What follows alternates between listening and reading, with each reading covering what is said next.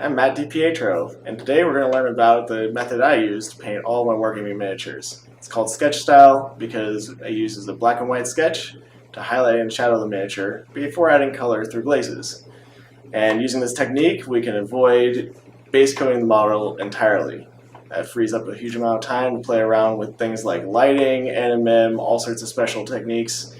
But the model still only takes an hour or two to paint, so it's a really great, accessible technique. Anybody can try it. So let's head to the painting table and see how it's done. Hello. Welcome to Learning to Paint Sketch Style with Matt DiPietro. Today we're going to be painting this Dark Oath Chieftain from the game Silver Tower, Warhammer Quest. And as you can see, we've already got our painting started with some two-tone priming. So what we've done here is we started out with a black primer, and then we've taken our white primer and sprayed him from a direction to give him an impression of the light source. You can see the light's kind of coming in from his left shoulder, and illuminating one side of the model more than another. It is a little bit different than giving what's called a zenithal primer, which is light coming from directly above. This way you get a little bit more of a dramatic effect, and I think overall I enjoy the effect more when the light is coming from one side or the other. Oh well, before we get started with our painting, we gotta take a look at our palette, and let's get some color on that palette. This is our wet palette, and our first step is going to be to paint some more black on the model. Here we're using golden mediums, type carbon black. This is a nice, well-balanced black, but I like to make my black a little bit darker than this even. So, in order to make a even darker black, we're going to add a little bit of this Payne's Gray ink from De La Rowley. Payne's Gray is a very, very blue black. So when you mix these two, the paint with the ink, you get even blacker black, which is nice to make those shadows even deeper than normal.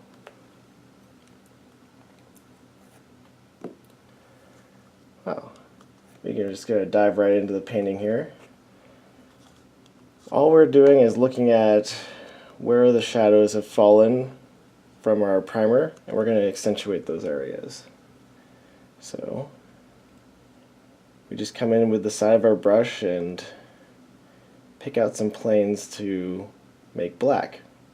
And this is going to give additional definition to the muscles, the lines of the model.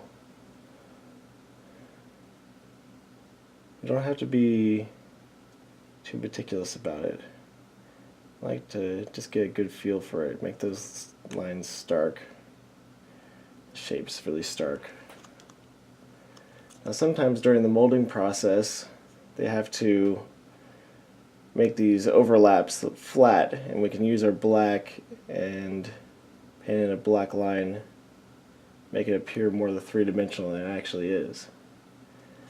We want to be looking for opportunities to do that, to make things look a little bit better than they might otherwise.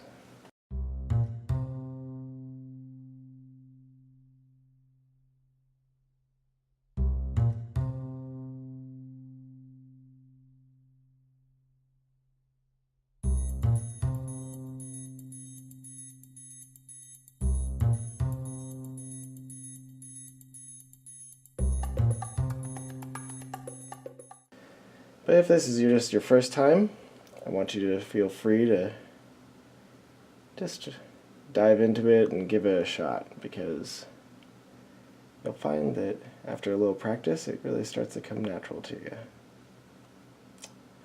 And all we're looking for is areas of the model that are already pretty dark, say down in there, underneath his armpit there. Let's just get some more black in there and really darken that up.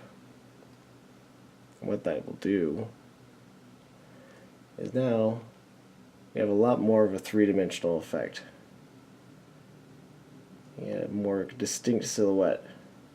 When you look at that model on the tabletop, you're going to be able to see the details much more clearly because your eye has more definite information to pick up on.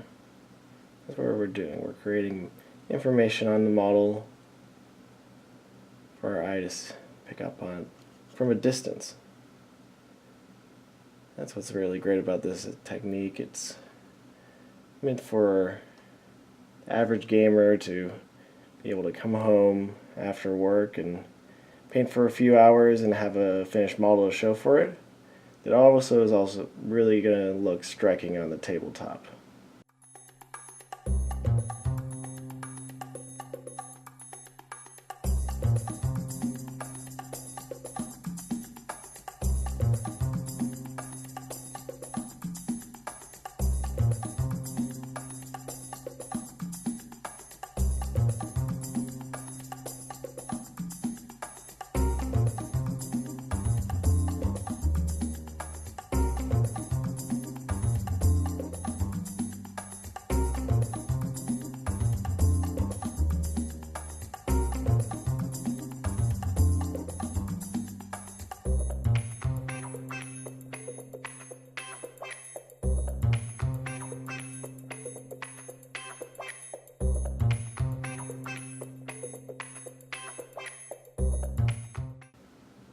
Take a look at the primer and try to use it as a guide to where to place the blacks here. You can see this is shadow here, and that it's stronger on this side than on the other side of the face because of the direction of the light, and we want to really even accentuate that because that's really going to create a lot of extra drama on the piece, really give them some character.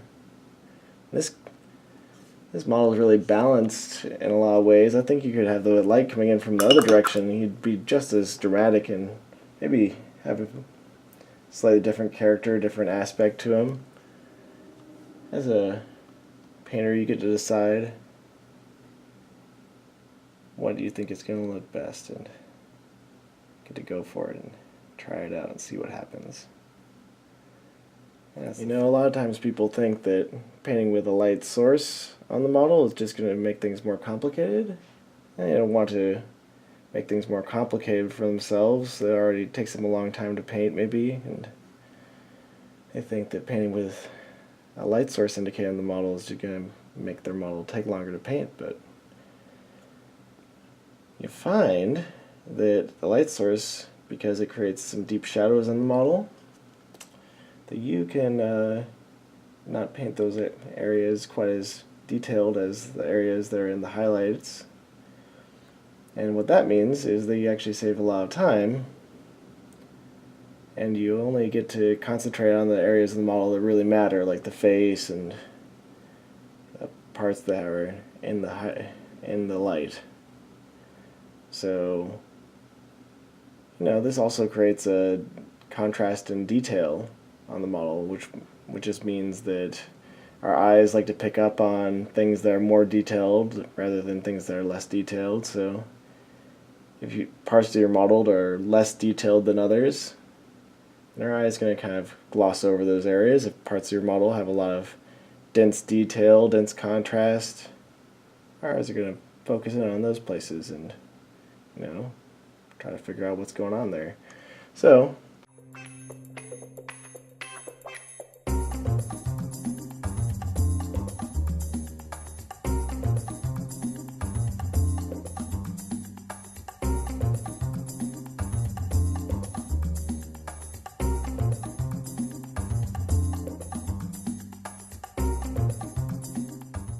Winsor Newton brush is the Winsor Newton Series 7. They're really my favorite brush out on the market. They have a nice balance between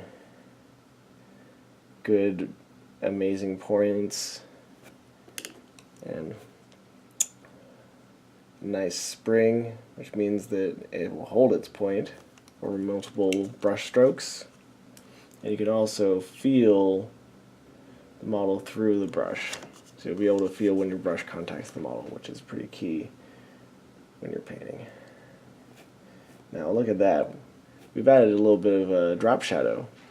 The light's coming from above, so of course he's a big barbarian. He's going to cast a shadow. We're going to paint that in there. And that really serves to frame the model real nice. We really want to make sure that we bring that shadow all the way around his boots.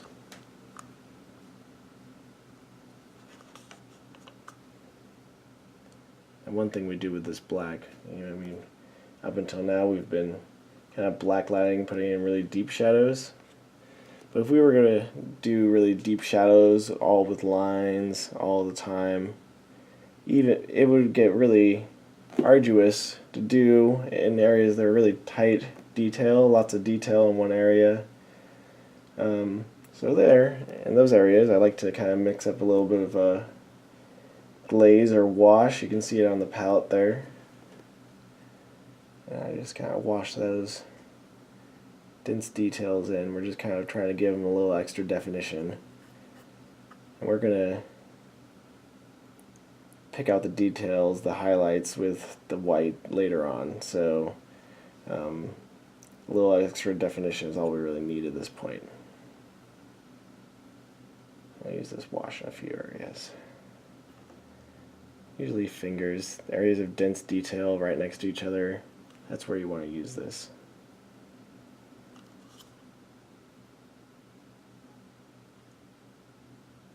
Alright. Hair's another thing that works well on.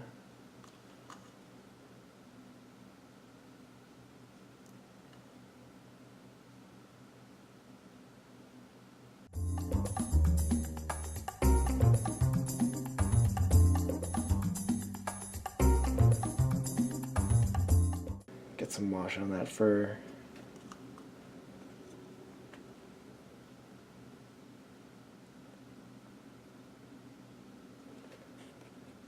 You can feel free to add some extra shadow to the lower end part of the model. His ankles and his boots, they can have a little extra shadow on them.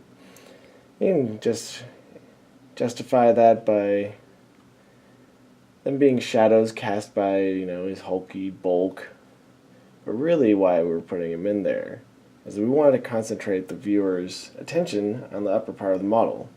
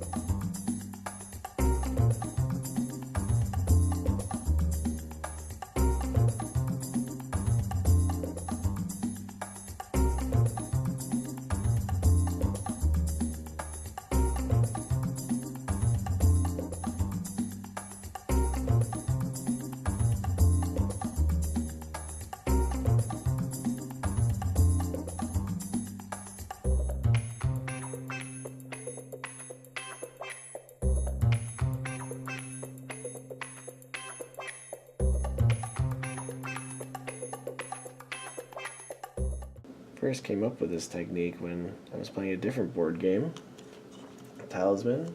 I'm sure some of you listeners out there played Talisman before, but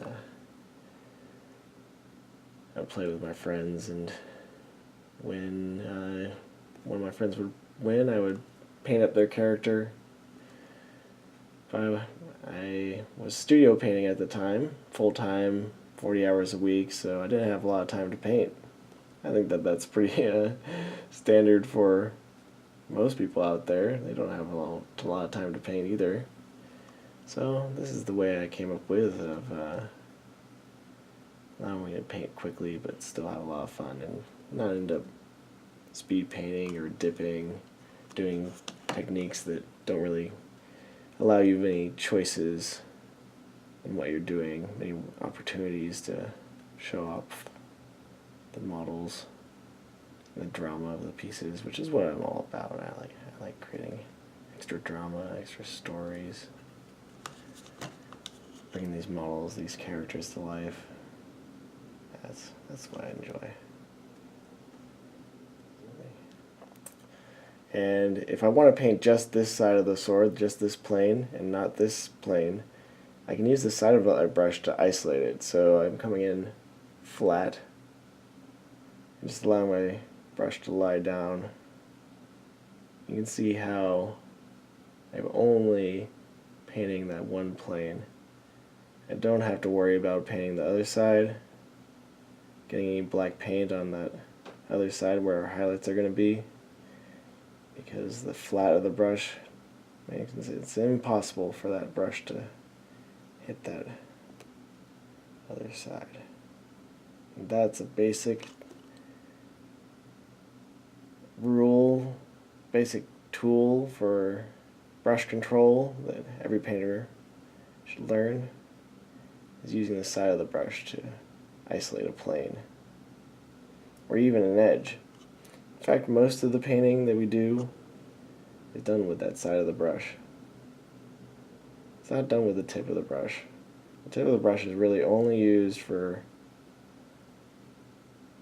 freehand, for creating thin little lines or line type details.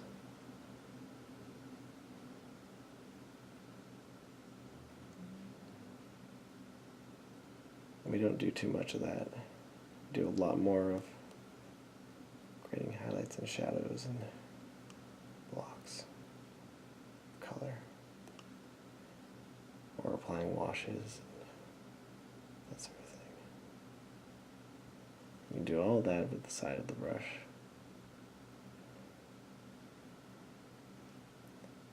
Not the tip.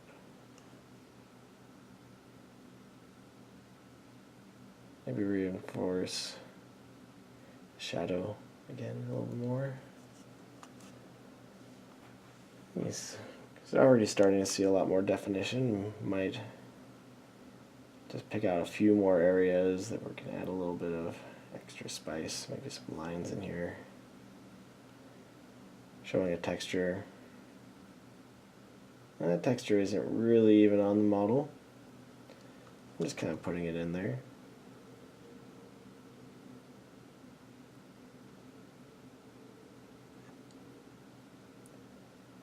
That's just an example of how we can be free in our painting, how we can be creative, adding in little details that aren't there on the sculpture itself. Most of the time we're adding paint to accentuate the sculpt. You shouldn't feel limited by that. You shouldn't feel like you have to stay within the bounds of the sculpture. Sometimes we want to kind of push it, so I'd like to encourage you to give that a try. Okay, I think we're just going to wrap up this belt.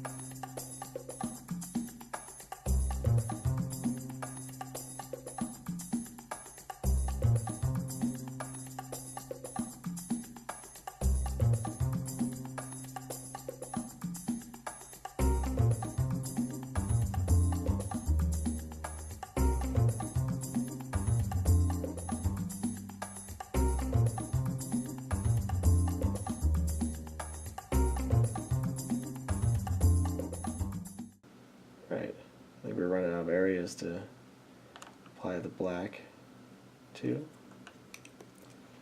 We're going to go straight into doing our highlights.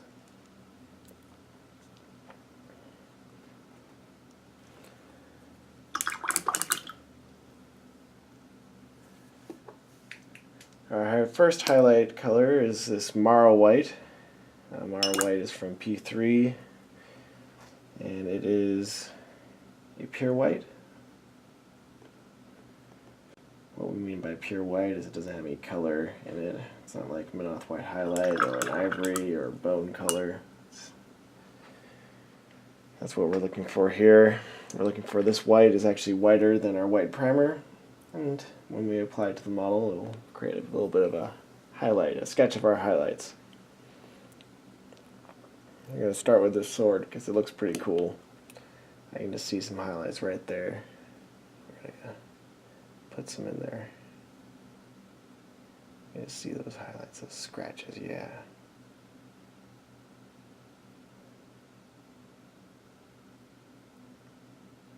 And what you can do if you're worried about applying too much pressure, you can repeat the scratch just hovering above the blade and lower your brush down until you found the depth, and then just move your brush back and forth as you move up the sword, and you'll create little scratches all up in there. It's just that simple. Now we also want to delineate the edge of the sword, and what we do, again, we're going to use the side of the brush and lower it down until it's just touching that edge, and we're going to move it up. And then, so we're using the model to draw that line. So simple once you get the hang of it. And we're just going to go in there, you get comfortable with it, and you can just move quick. Put those highlights in.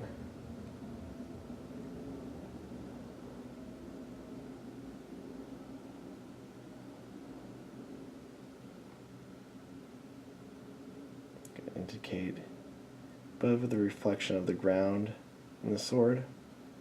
His sword is like right next to the ground there. It's going to be reflecting some of the ground layer. So that's why I put a highlight on the lower part of the blade. Also, these highlights that are indicating the source of the light, they're going to be on the upper edge. Now it's reflective. So actually this edge on the other side will be reflecting some light. The edges of swords always have a bit of a glint, a bit of reflection. We're going to paint those lines in there. Yeah, it's kind of real sharp. Now, we're going to have a few more highlights and see how dimmer they are than on the side that's facing that light source.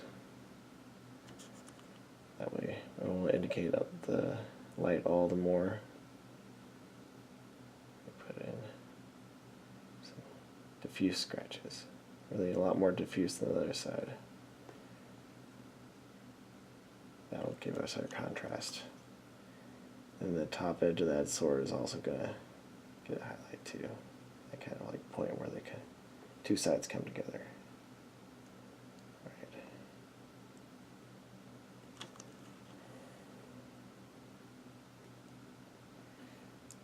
Yep. Using that side of the brush, we're picking out all these edges. Things that are made out of metal, you can add a little extra edge highlights even in the areas of shadows because they're going to be glinting highlights of the surroundings. Yeah, I think that sword's looking pretty darn good. Keep on moving up the blade here. Maybe do this top bit. In fact, I think that front part of the sword looks so good, I'm just going to move on and do the back part because I got sword fever. Alright. And here we can see this part is getting less light than the front part, so we don't even have to paint as many highlights in. We can kind of do it a little more haphazardly, a little bit more painterly.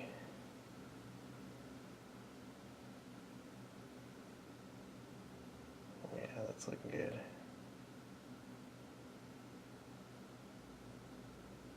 Alright. Motions are the same though.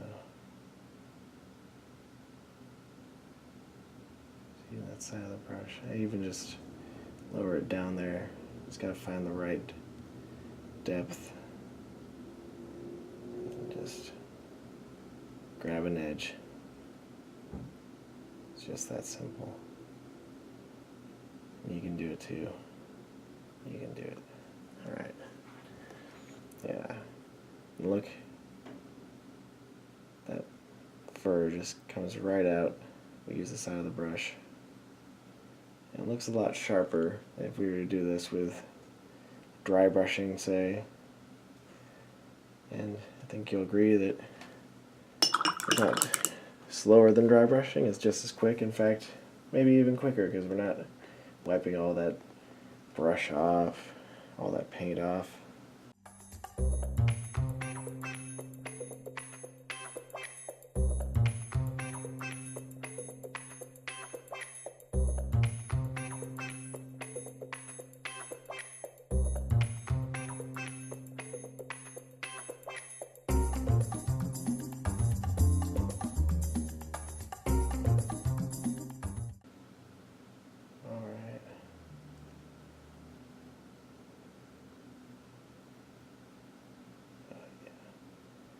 I love these models because they just have great sharp edges for you to catch. Just lower your brush down until it's at the right depth. And these highly detailed areas just pop right out at you. Look at that. Keep it flat, use the side of the brush.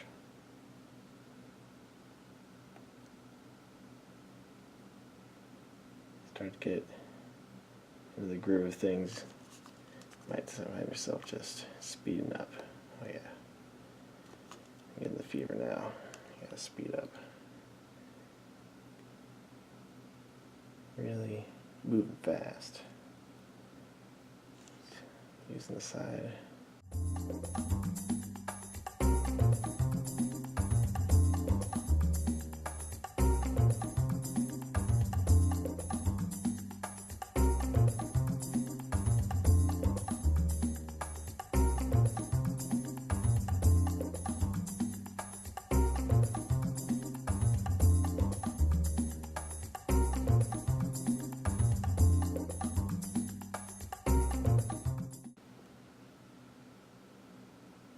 You can just run side the brush along these edges, dense detail to get the highlights in there.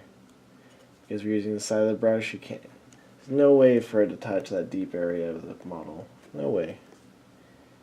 The only way that our brush could get in there is if we use the tip. So we're not going to do that. We're going to use the side. Yeah. Isolate that face. I want to indicate where that blade ends. There we go. And all the edges. I want to indicate all the edges. So there I can see them from a long way away. Alright. Oh yeah, he's looking sinister now. I like that hard light from one side. Yeah. Makes him look mean. I want to give him glitter in his eye though on the other side. Yeah, he's looking brutal now.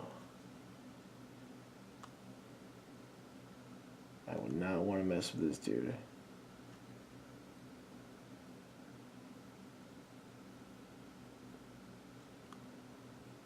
Maybe he's a...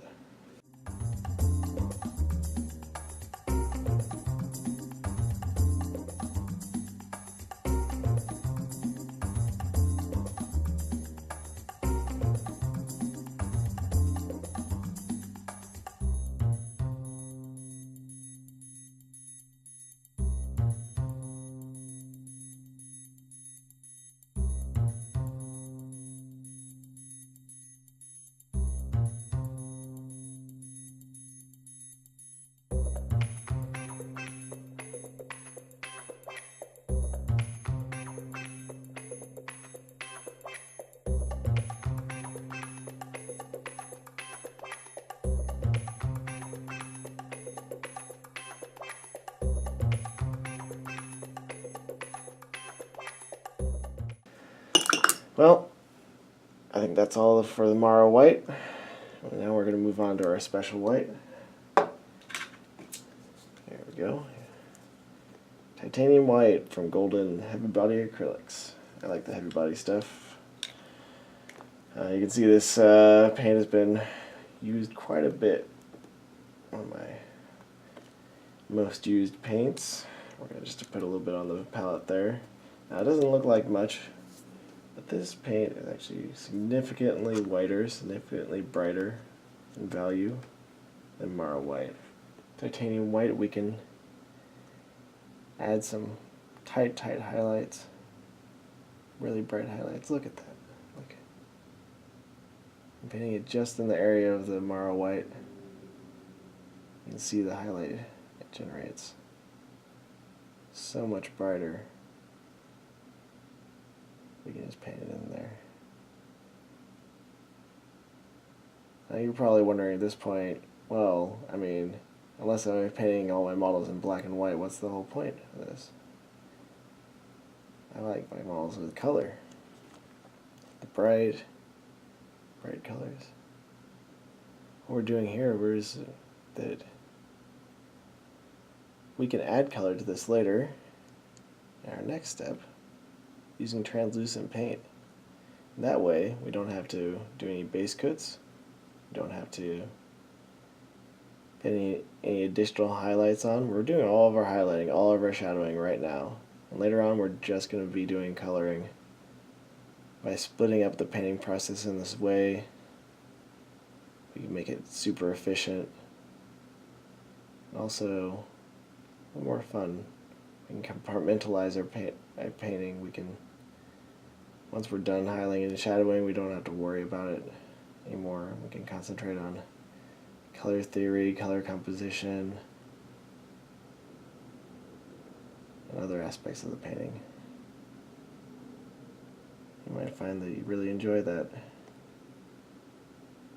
You know, you might just do a bunch of sketches one night, leave them all black and white in the sketch stage, come back 2-3 days later, and just get to paint colors all night.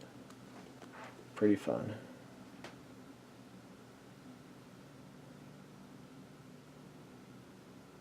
I like to work that way sometimes. Sometimes I'll paint big groups of models, just the sketches, and then paint the colors in smaller groups, 2-3 guys at a time. Pretty fun.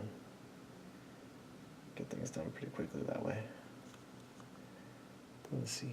Oh, look at that. That titanium white really does pop out. Now, one of my rules I always follow when I'm painting using this titanium white is I never go below the knee with the titanium white. I always keep it on the upper part of the model. This is not only because this guy's casting a shadow, but it also, again, concentrates the viewer's attention up on the upper part of the model where all the interesting stuff is. We can use that to subtly influence the way your model is perceived and guide the viewer's eye to where we want it to go. Yep.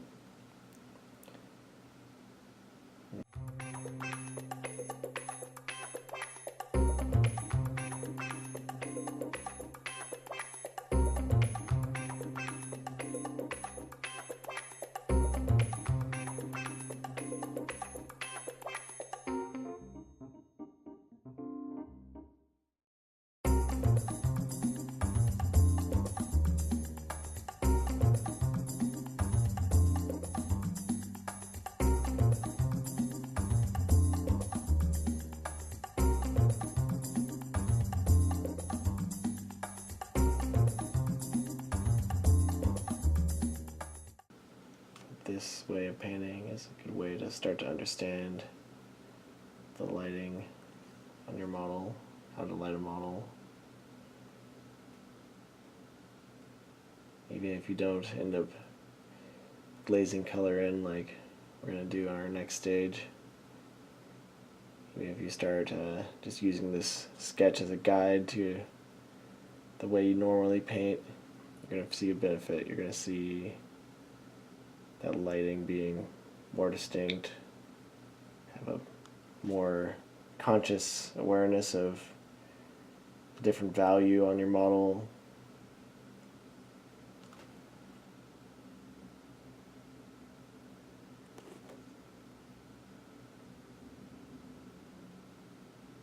Different areas of light and dark will be more easily read by your eye. Alright.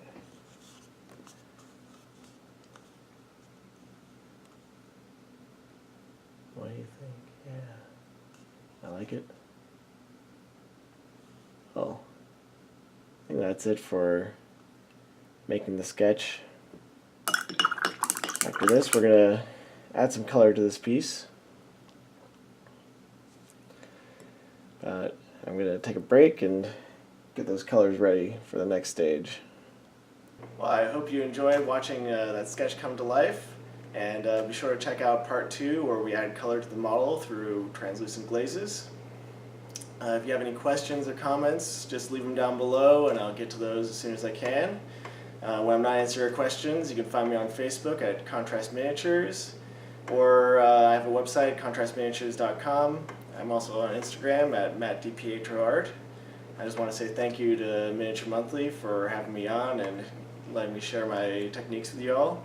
I'll catch you next time, but until then, paint bravely, my friends.